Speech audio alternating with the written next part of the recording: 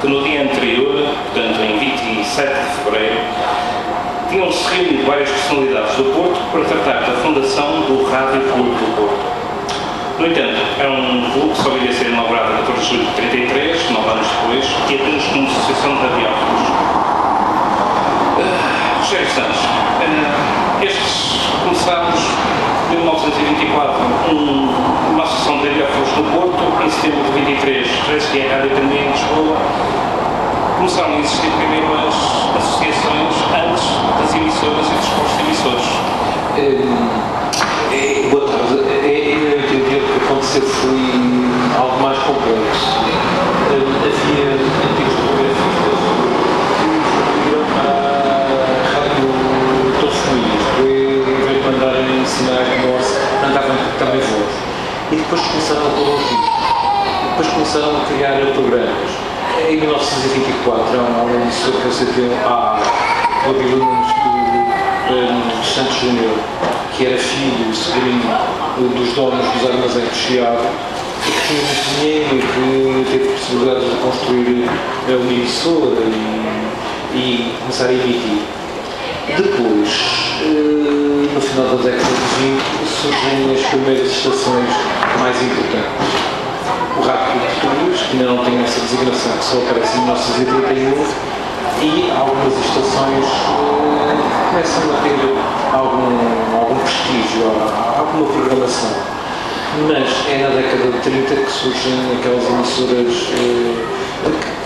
algumas delas ainda se mantêm. No caso da Rádio Renascença, que aparece em 1987, a emissora nacional hoje RDP, que aparece em 1935, no Porto surge uma emissora que é esse Rádio Clube, que se calhar passava para o Jorge para fazer alguma apresentação, porque eu gostava de falar um pouco também dessa emissora. Vamos falar sim dessa emissora, vamos passar que nos anos 20 existiram apenas uma emissora no Porto, que era a Rádio Porto, não é? Só uma que foi montada, só em 1930 surge a segunda, a Sonora Rádio. Depois há cerca de 14 emissoras que surgem durante essa década, umas aparecem, outras desaparecem. Portanto, em 1939 todas elas fecham, mas aqui temos então a primeira grande, já criada a primeira grande estação emissora da cidade do Porto, foi precisamente o Portuense Rádio Clube, que julgo que o Rogério tem estudado esse assunto. Esse Portuense Rádio Clube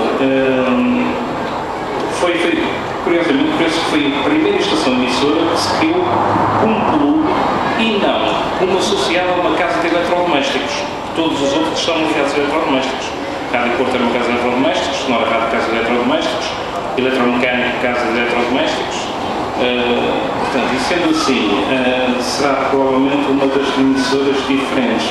Estamos a falar, portanto, de 1937, a data de inauguração, se não me falha, não é? Mais ou menos por essa altura. No Portuense Rádio Clube, eu ouvi uma entrevista que o Júlio Guimarães, que foi uma figura importante na rádio, foi locutor e foi cantor. Cantor no tempo dos discos de 78 rotações por minuto. Numa entrevista que ele deu em 1993, 94, onde ele dizia o seguinte: o Portuense Rádio Clube era uma das coisas mais interessantes na época. Era uma rádio e era um clube ao mesmo tempo, onde as pessoas se juntavam todo fim de semana para jogar ping-pong, damas ou dançar, muito principalmente. Foi aí que me tornei dançarino emérito. O Júlio Guimarães tinha uma voz forte, grave e cantava. E então as senhoras apaixonavam-se por aquela voz fantástica. Só que depois as senhoras procuravam conhecer. E ele dizia: bom, você que é aquele género, afinal você não conduz com uma imagem que estás a pensar que é uma pessoa loura, alto, e afinal é um homem, é um feinho do 1,69 m. E ele nessa entrevista dizia: bom, mas eu depois, com a minha capacidade de comunicar, lá consegui convencer as senhoras.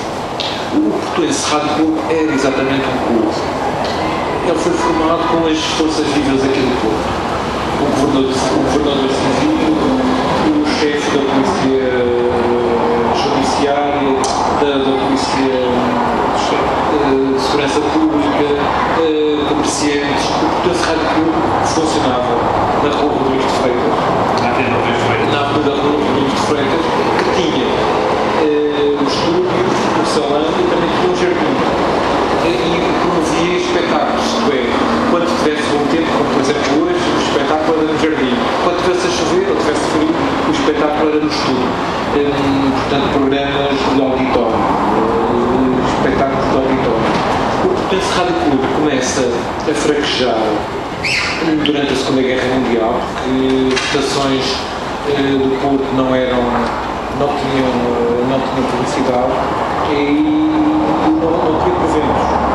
O Portense Rádio Clube, em 1939, era a estação mais desenvolvida no Porto, era a centralizadora, isto é, todas as emissões passavam pela antena do Portense Rádio Clube, só que era um clube, começou a ter dissensões, especialmente o seu fundador, o capitão Rogério Russo, que era um homem de artilharia que era muito complicado, zangava-se com toda a gente, gastou lá muito dinheiro, por exemplo, os primeiros 500, ou melhor, os primeiros 1000 discos foi ele que comprou a 500 discos, cartão de pagamento, e outros 500 discos tinha prestações. Mas depois zangou-se com uma série de gente, incluindo o Correio de Brito, que foi um grande alpista, foi um dos grandes alpistas no tempo em que Portugal tinha muita importância em termos de hockey em patins. Só haver dissensões, de modo a que por volta de 1942-43 o Portense Rádio Clube já estava muito fragilizado, de tal modo que deixou de ser centralizador. Em 1943, o Grêmio conseguiu dos comerciantes de artigos musicais e de rádio eletricidade do Porto, montou uma antena, que nós conversámos um dia, na Lapa. A antena da Lapa sempre existiu. E era o Grêmio, o Grêmio passou em 43 a centralizador, até 53. Em 53 é quando aparecem os emissores norte-reunidos, que têm uma antena na Furada, no Canidelo, na freguesia do Canidelo em Vila Nova de Gaia. Portanto, o Portense Rádio Clube foi uma estação muito importante. Por exemplo, a Voz dos Ridículos, do João Manuel Antena, nasceu lá. João Manuel, Bezemundo e Castro Maia, como era o slogan. Mas rapidamente a Voz dos Ridículos mudou-se e passou para aquela rádio do João Silva, Faz Madeira. Na Rua Faz Madeira. E o Portense Rádio Clube acabou em dissensões.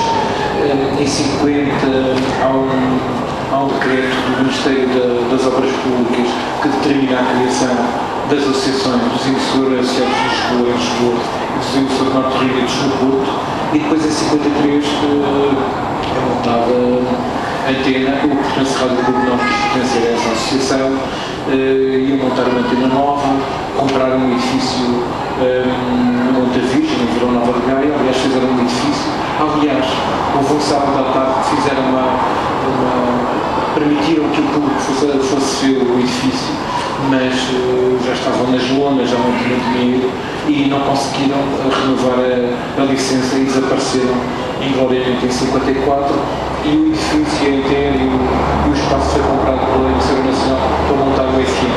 Isto é em 54, 55.